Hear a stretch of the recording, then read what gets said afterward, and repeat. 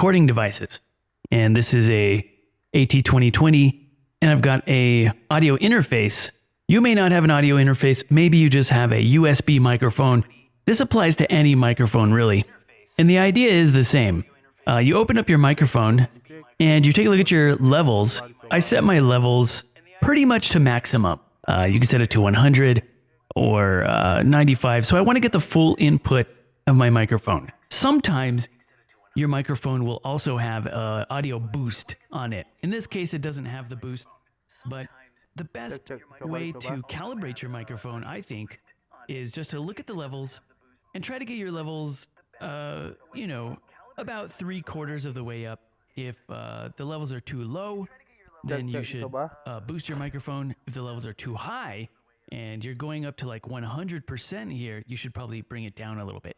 There's a few ways to check your levels. You can use OBS. Here, looking at OBS, when I talk into the microphone, the levels are coming up to, oh, I don't know, maybe like -3, -5 dB. I think that's a pretty good spot for the microphone to be. Just make sure they're not going all the way up to 100 when you talk into the mic, because then your mic settings might be too high, and you might get some artifacts or some weird stuff going on.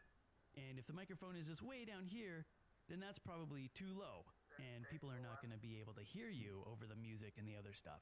You can use Adobe Audition or Audacity. Audacity is a free program if you don't have Audition and you don't have Adobe. Here, I'm looking at the audio levels, and I can see the audio levels are peaking just shy of maximum.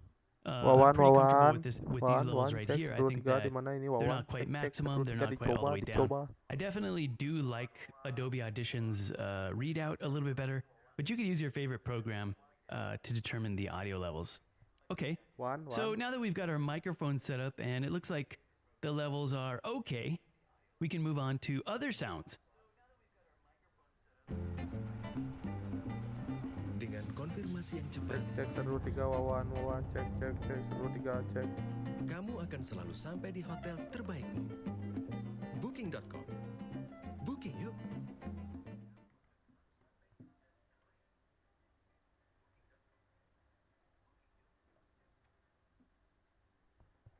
Let's take a look at the OBS settings. And before we dive into anything else, let's take a look at the OBS settings for audio.